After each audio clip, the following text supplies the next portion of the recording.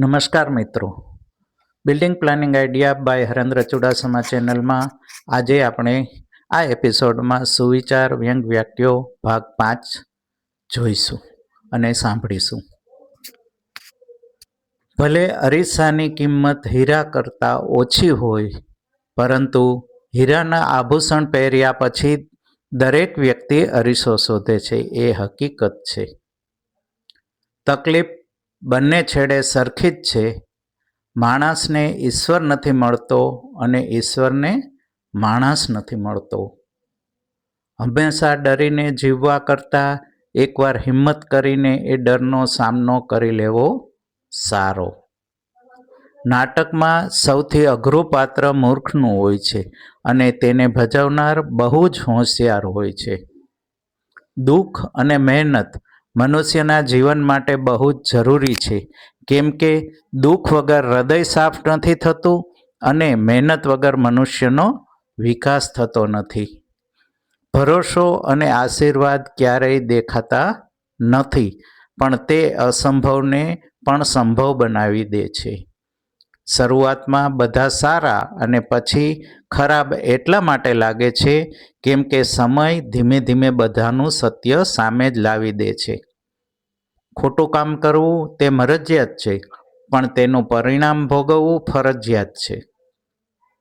કોઈની સાથે ખોટું કર્યા પછી પોતાના વારાની રાહ જરૂરથી જોજો.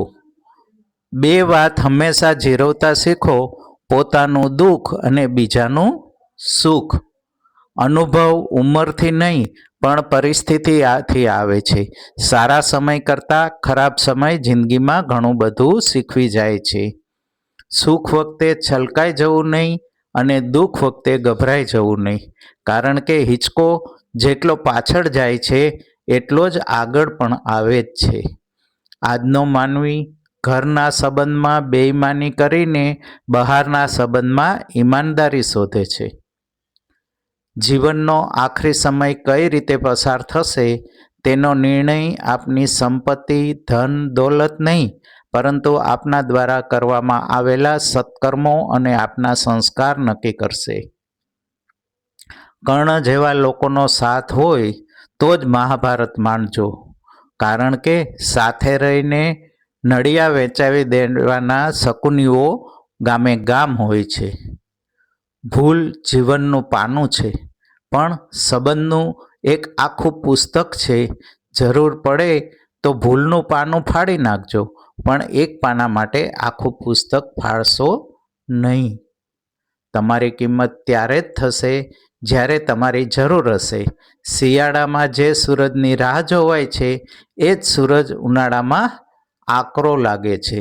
જિંદગી હંમેશા તેની સાથે જ વધારે રમત કરે છે, જેનો સ્વભાવ ભોળો અને માયાળુ હોય છે.